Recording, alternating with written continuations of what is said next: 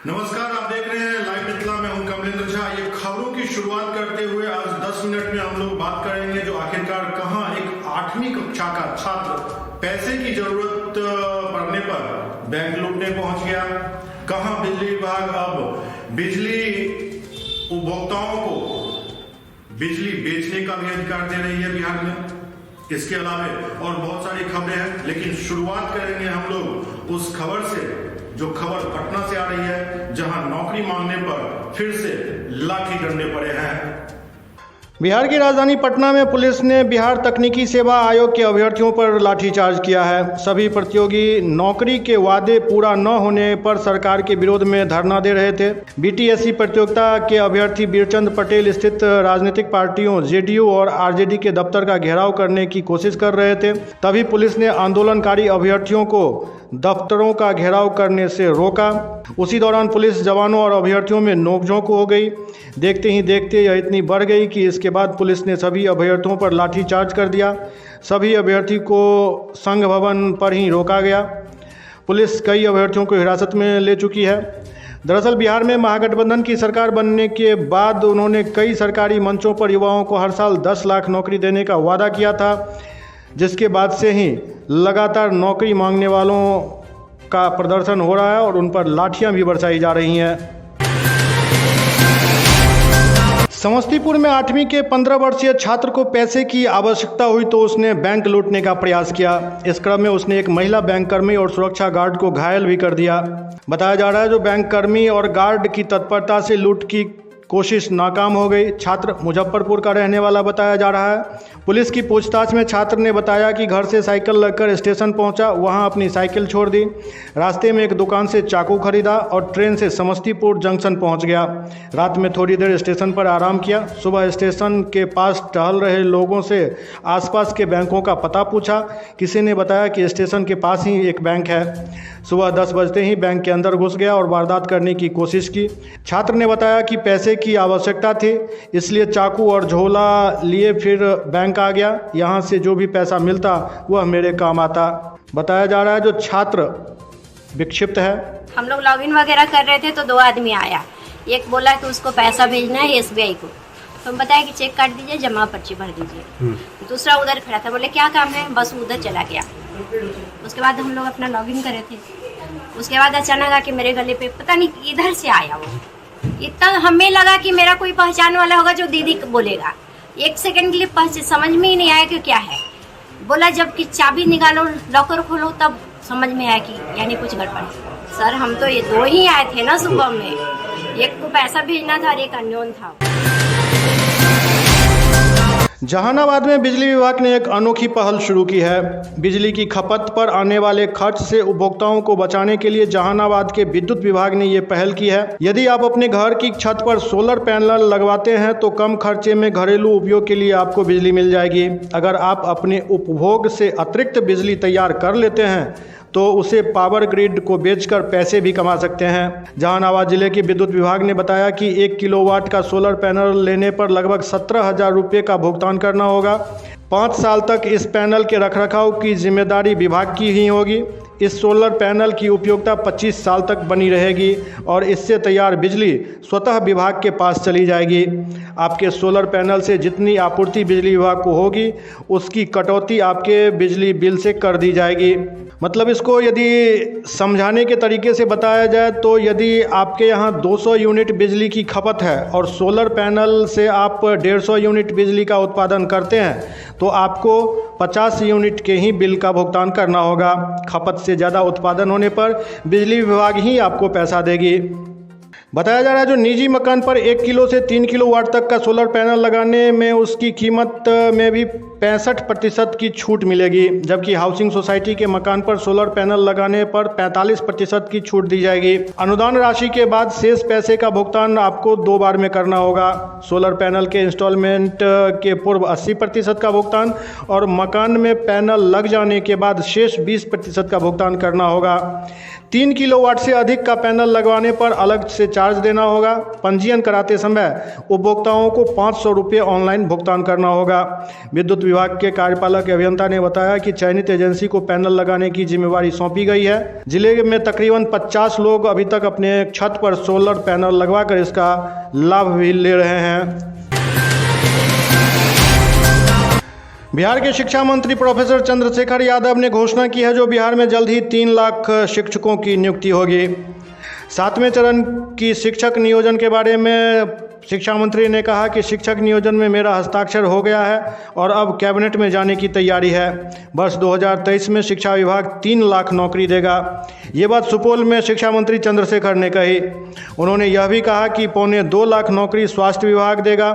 साथ ही 10 लाख नौकरी के संकल्प में आधे से ज़्यादा 2023 में ही देने की तैयारी है। किसी को कोई चिंता करने की ज़रूरत नहीं है।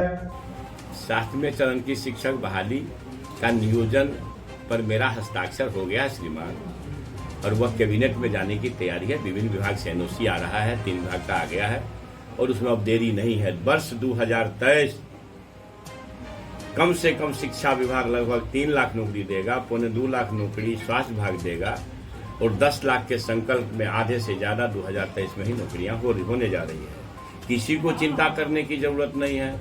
ये जो सामंतवादी लोग हैं, दक्षिणपंथी लोग हैं, नफरतवादी लोग हैं, इस चीज़ को हवा दे रहे हैं फालतू का। जब हमारे माननीय मुख्यमंत्री जी ने कह दिया, बेरोजगारों के लिए हर समय चिंतित माननीय उप मुख्यमंत्री तेजस्वी बाबू ने कह दिया जो हम संकल्प पूरा करेंगे, 10 लाख नौकरी देंगे, तो किसी के लिए कुछ बचता नहीं है कहने के लिए। लेकिन भाई अब देख रहा है कि भाई हजारों लाखों नौकरियां होने वाली है, हजारों नियुक्ति पत्र वितरित हो गया है, तो भाई ये जो फिरका परस्ती ताकत है, जो नफरतवादी लोग हैं, उनको लग रहा है कि मेरे हाथ से सत्ता चली न जाए, तो कुछ अपना उपाय कर रहे हैं। जमीन और पार्किंग विवाद में फतुहा के नदी थाना क्षेत्र अंतर्गत जेठुली गांव में हुई गोलीबारी और 2 दिनों तक आगजनी के बाद चौथे दिन सन्नाटा पसरा हुआ है। गांव में हिंसा के बाद भारी संख्या में पुलिस बल तैनात है। पुलिस छावनी के रूप में गांव को तब्दील कर दिया गया है। गांव में लोगों का आना जाना तो था, लेकिन बिना वजह घर से कोई निकल नहीं रहा है। घर और वाहनों की आग अब बुझ चुकी है, लेकिन हिंसा की तस्वीर अभी भी दिख रही है। आरोपियों और उनके समर्थकों के घर के आसपास पुलिस पहरा दे रही है। स्थिति धीरे धीरे अब सामान्य हो रही है, लेकिन अब मामला राजनीतिक रूप लेता जा रहा है। नेता प्रतिपक्ष विजय कुमार सिन्हा एवं राज्य सरकार के खनन एवं भूतत्व मंत्री डॉक्टर रामानंद यादव गांव पहुंचे और मृतक गौतम, रोशन एवं मुनारी कराई के स्वजनों से भेंट की और सांत्वना दी। गुरुवार की सुबह खगड़िया जिले के राष्ट्रीय राजमार्ग 31 के बूढ़ी गंडक नदी पर बने पुल के फुटपाथ पर टहल रहे युवक को एक अनियंत्रित ट्रक ने कुचल दिया। युवक की घटनास्थल पर ही मौत हो गई। मृतक की पहचान 18 वर्षीय देव कुमार के रूप में हुई है। वह खगड़िया के बलुआपुरी मोहल्ले का रहने वाला बताया जा रहा है। घटना के बाद आक्रोशित लोगों ने NH 31 को जाम कर दिया। जाम के कारण राष्ट्रीय राजमार्ग पर दोनों ओर वाहनों की लंबी कतारें लग गईं और आवागमन पूरी तरीके से ठप कर दिया गया। घटना की सूचना पर नगर थाना अध्यक्ष विनोद कुमार सिंह दलबल के साथ जाम स्थल पर पहुंचे। घटना के बाद चालक ट्रक छोड़कर फरार बताया जा रहा है। आक्रोशित लोगों ने 2.5 घंटे तक NH 31 को जाम रखा। खगड़िया नगर थाना अध्यक्ष और प्रभारी CO जाम स्थल पर पहुंचकर लोगों को समझा बुझाकर जाम खुलवाने में सफल रहे। होली के मौके पर ट्रेनों में चोरी की घटनाएं बढ़ गई हैं। यात्रियों के बैग, मोबाइल के साथ साथ रेलवे की संपत्ति को भी निशाना बनाया जा रहा है। चोरों ने 22/913 बांद्रा सहरसा हमसफर एक्सप्रेस के AC कोच से 70 बेडरोल चुरा लिए थे, जिसे खगड़िया RPF की टीम ने बरामद कर लिया है। मौके से 2 बदमाशों को भी गिरफ्तार किया गया है। गिरफ्तार बदमाशों में 18 साल का प्रियांशु कुमार उर्फ मेंडिस दादनगर खगड़िया वार्ड नंबर 13 का रहने वाला है, जबकि संतोष कुमार वार्ड नंबर 5 रामचंदा मोहल्ले का रहने वाला बताया जा रहा है। दरअसल समस्तीपुर रेल मंडल के सहरसा स्टेशन पर अत्याधुनिक लॉन्ड्री है, जहां अधिकांश ट्रेनों की बेडशीट की सफाई होती है। यहीं से धुलाई के बाद 70 चादरों के बंडल हमसफर एक्सप्रेस के AC कोच में रखे थे। दोनों बदमाशों ने उस ट्रेन से बेडरोल चुराए और दूसरी ट्रेन में सवार होकर खगड़िया पहुंच गए। घटना की सूचना पर सोनपुर रेलवे मंडल के आरपीएफ कमांडेंट अनिरुद्ध चौधरी ने आरपीएफ के सभी पोस्ट को अलर्ट किया। इस दौरान खुफिया सूत्रों से पता चला कि रेलवे की कुछ चादरें खगड़िया के दादनगर मोहल्ले में घूम घूम कर दो लड़के बेच रहे हैं। आरपीएफ ने यह जानकारी खगड़िया इंस्पेक्टर अरविंद कुमार राम से साझा की, जिन्होंने दोनों युवकों को रेलवे की 70 चादरों के साथ गिरफ्तार कर लिया। बिहार के सासाराम के रोहतास जिले से एक खबर आ रही है, जहां मालगाड़ी के 7 डब्बे पटरी से उतर गए। यह हादसा बुधवार देर रात डेहरी के करबंदिया स्टेशन के समीप हुआ। हादसे के कारण कई ट्रेनें प्रभावित हुई हैं। रेलकर्मी बचाव कार्य में लगे हुए हैं। हादसे में किसी भी तरह के जानमाल के नुकसान की खबर नहीं है। इस हादसे से जुड़ी कई तस्वीरें भी सामने आई है, जिसमें साफ दिख रहा है कि डब्बे पटरी से कितनी दूर तक गिरे हुए हैं। बिहार में चोर नए नए तरीकों से चोरी कर रहे हैं।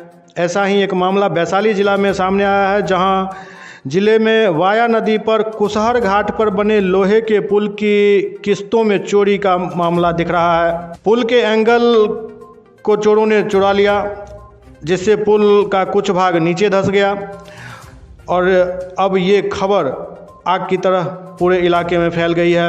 आधा दर्जन से अधिक एंगल कटने से पुल का एक हिस्सा धंस गया। तब लोगों की नज़र इस पर गई और चोरी का पता चला। गनीमत रही जो पुल धंसने के वक्त कोई वाहन या व्यक्ति वहाँ नहीं था, जिससे कोई घटना होने से जिससे कोई अनहोनी नहीं हुई। यह पुल महुआ ताजपुर सड़क के कुशहर चौक से वाया नदी पुल होकर अब्दुलपुर चौक होते हुए महुआ हाजीपुर मुख्य मार्ग में कन्हौली के निकट मिलने वाली सड़क को जोड़ता है। कुशहर से हाजीपुर जाने वाली कई बड़ी एवं छोटी गाड़ियां अक्सर जाम होने के बाद इसी रास्ते को वैकल्पिक मार्ग के रूप में चुनते हैं। दरभंगा के ललित नारायण मिथिला विश्वविद्यालय के संगीत एवं नाट्य विभाग एवं स्पीक मैके दिल्ली के संयुक्त तत्वावधान में कर्नाटकी वायलिन वादन सह व्याख्यान सेमिनार का सफल आयोजन किया गया। कार्यक्रम की शुरुआत दीप प्रज्वलन से की गई। उसके बाद विभाग के छात्र छात्राओं ने सरस्वती वंदना की प्रस्तुति दी। इस मौके पर भारत के मशहूर वायलिन वादक आदरणीय डॉक्टर मैसूर मंजूनाथ जी ने और उनके सुपुत्र वायलिन वादक सुमंत मंजूनाथ द्वारा हिंदुस्तानी संगीत एवं कर्नाटकी संगीत के बारीक अंतर को समझाते हुए कर्नाटकी संगीत की शैली एवं राग आभरिक की अद्भुत प्रस्तुति दी गई। साथ ही प्रसिद्ध मृदंग वादक श्री अर्जुन कुमार जी और घटम वादक श्री सोमनाथ राय जी ने वायलिन वादन पर संगत करने के साथ साथ मृदंग और घटम की शानदार जुगलबंदी से सभी श्रोताओं का मन मोह लिया।